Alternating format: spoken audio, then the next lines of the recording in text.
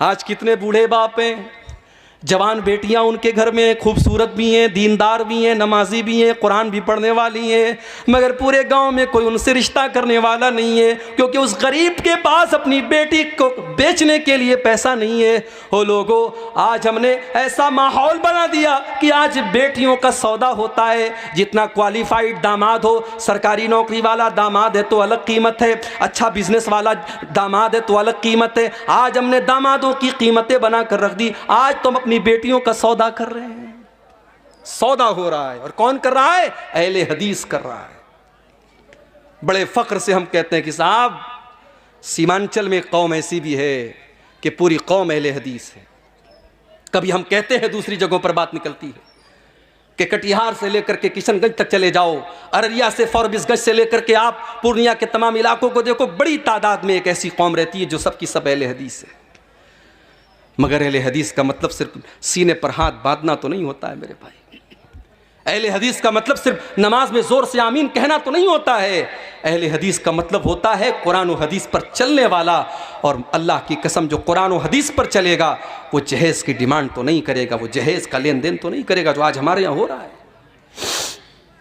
बेटियों का सौदा हो रहा है। और आज हमने ऐसे हालात पैदा कर दिए कि बेटी पैदा होती है तो ना चाह करके भी बाप की पेशानी पर बल पड़ जाता है कि ये कैसी मुसीबत मेरे पास आ गई। इसको पढ़ाना भी होगा, ये जवान होगी तो जमाने की गंदी नजरों से इसको बचाना भी होगा। जब ये जवान होगी तो इसको जमाने की गंदी नजरों से बचाना भी होगा। इसको बेपर्दगी से भी बचाना होगा, इसको बेहयाई से भी बचाना होगा, इसके दुपट्टे का भी ख्याल करना पड़ेगा, इसके कपड़े का भी ख्याल करना पड़ेगा। और जब बड़ी मुश्किल से ये जवान हो जाएगी तो फिर इसके लिए जहेज का इंतज़ाम करना पड़ेगा। इंसान के दिल में ये ख्याल आ ही जाता है कि अल्लाह, ये कौन सी मुसीबत हमारे घर में आ गई, इससे तो बेहतर था कि मुझे बेटा हो जाता। हमने ये हालात बना दिए, हमने ये हालात बना दिए। वरना बेटियां तो रहमत होती हैं, बेटियां तो अपने माँ बाप के लिए जन्नत की खुशखबरी लेकर के आती हैं। अल्लाह के नबी फरमाते हैं, मनिब्तुलिया मिन हाज़िहिल बनाति शैअन कुन्न लहू सित्रम मिनन नार। जिसको अल्लाह ताला बेटी दे दे और बेटी के इम्तिहान में वो खरा उतर जाए, वो बेटियां अपने माँ बाप को जहन्नम की आग से बचाएंगी। एक हदीस में अल्लाह के नबी ने फरमाया, मन आला जारियतैनि हत्ता तबलुगा। जिसको अल्लाह ने 2 बेटियां दे दी और दोनों बेटियों की उसने अच्छी परवरिश कर ली, दोनों बेटियां जवान हो गईं। अच्छा, लोग कहते हैं ना बेटियां पराया धन होती हैं, लोग ऐसा बोलते हैं। माफ कीजिएगा, ये हिंदुस्तान का कल्चर होगा, ये हमारे गैर मुस्लिम भाइयों का कल्चर होगा। बेटियां पराया धन नहीं होती, बेटियां अपना धन होती हैं।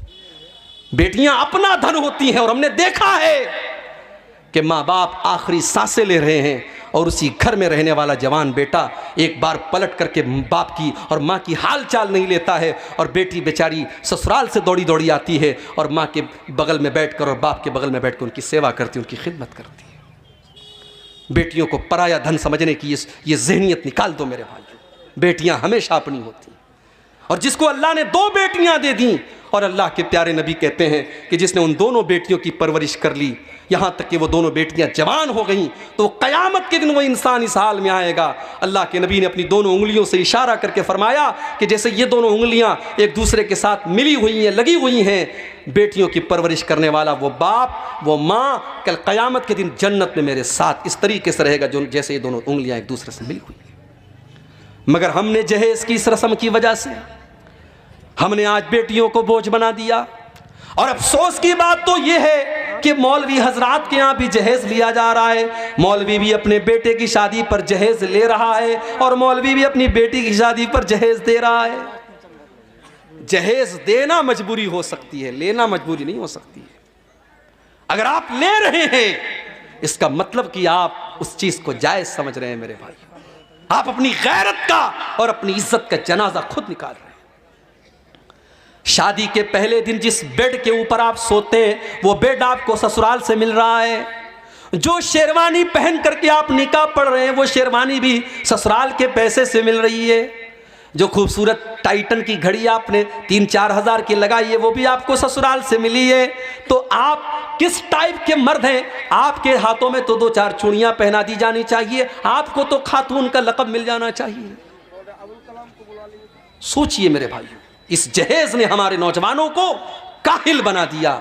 मैं कहता हूं मेरे नौजवान साथियों, तुम अगर ये तय कर लो अपनी कमाई से, अगर बेहतरीन बेड ना हुआ, एक मामूली बिस्तर पर और एक मामूली चटाई पर अपनी बीवी के साथ हम गुजार लेंगे, जब अल्लाह ताकत दे देगा हम मसेरी का इंतजाम कर लेंगे। अगर तुम ये सोच लो ठीक है हमारे घर में फ्रिज नहीं आएगा, जब अल्लाह तौफीक देगा हम फ्रिज खरीद लेंगे, तब तक हम घड़े के ठंडे पानी से काम चला लेंगे। ठीक है हमारे घर में बाइक नहीं है, हम साइकिल की सवारी कर लेंगे, जब अल्लाह ताकत देगा हम 4 व्हीलर ले लेंगे। ये मिजाज बना लो, ये ज़हन बना लो, अल्लाह की कसम अल्लाह आपको बरकत देगा।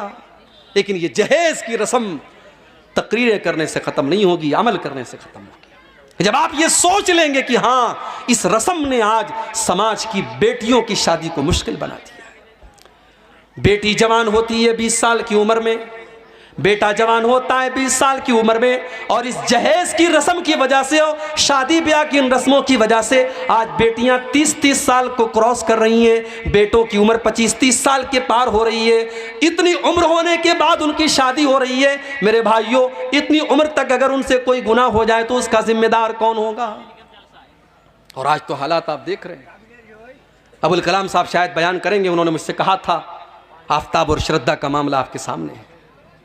कोई पहला केस तो नहीं है इस देश का, इसके पहले भी ऐसे केस आए कि जालिम शौहर ने बीवी के टुकड़े टुकड़े कर दिए, जालिम बीवी ने अपने शौहर के साथ बेवफाई करके गला रेत दिया, उसके बदन के टुकड़े कर दिए। मगर वहां मीडिया को मसाला नहीं मिलता था, यहां मीडिया को मसाला मिल गया क्योंकि नाम साथ में आफ्ताब का आ गया। फेसबुक के ऊपर नॉर्मल पोस्टों में कमेंट आता है कि मुसलमान से शादी करने के पहले देख लेना उसके घर में फ्रीजर तो नहीं है, कहीं तुम्हारे भी बदन के 36 टुकड़े ना कर दे। मेरे प्यारे साथियों, सबकी जड़ यह है कि आज हमने इस्लाम को बालाए ताक रख दिया, वरना ये इस्लाम की तो तालीम ही नहीं है कि लड़का और लड़की बगैर निकाह के साथ में रहे। भारत का कानून इजाज़त देता है कि लड़का लड़की बगैर निकाह के साथ में रह सकते हैं, इसको लिव इन रिलेशनशिप कहा जाता है। मगर इस्लाम की नज़र में ये ज़िना है, इस्लाम की नज़र में ये बदकारी है, इस्लाम इसकी इजाज़त नहीं देता।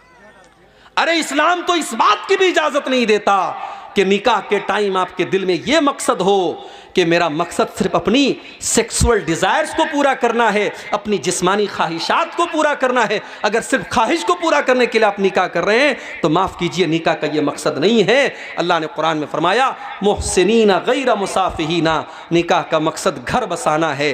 आप घर बसाने के लिए निकाह कर रहे हैं, उस लड़की को आप घर में ला रहे हैं ताकि एक नया परिवार बसाएं, एक नया घर बनाएं। तो जहेज की इस रस्म की वजह से भी आज समाज में बड़ी बुराइयां हो रही।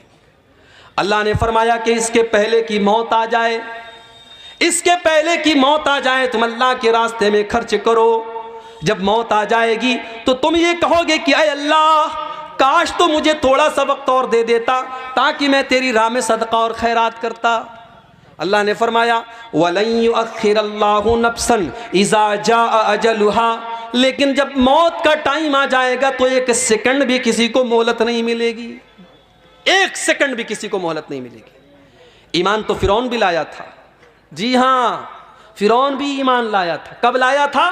जब मौत को सामने देख लिया था। जब फिरौन डूबने लगा तो फिरौन ने कहा आमनतु बिल्लज़ी आमनत बिही बनु इसराइल, मैं उस अल्लाह के ऊपर ईमान लाता हूँ जिस अल्लाह के ऊपर बनी इसराइल ईमान रखते हैं। अल्लाह ने फरमाया आल आना वक़द असैत मिन क़ब्लु, ऐ फिरौन तू अब जा करके ईमान ला रहा है, अब तेरे ईमान लाने का क्या फ़ायदा, तेरी सारी ज़िंदगी तो गुनाहों में गुजरी है।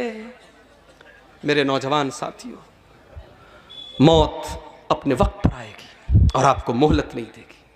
एक आखिरी वाक़या बयान करके बात ख़त्म कर रहा हूँ। मुझे अभी फ़ौरन निकलना है पूर्णिया के लिए, ट्रेन पकड़नी है, कल बनारस में प्रोग्राम है मेरा और वो अपने मोहल्ले का, अपने घर का प्रोग्राम है, वहाँ शामिल होना ज़रूरी है। एक आखिरी वाक़या सुना रहा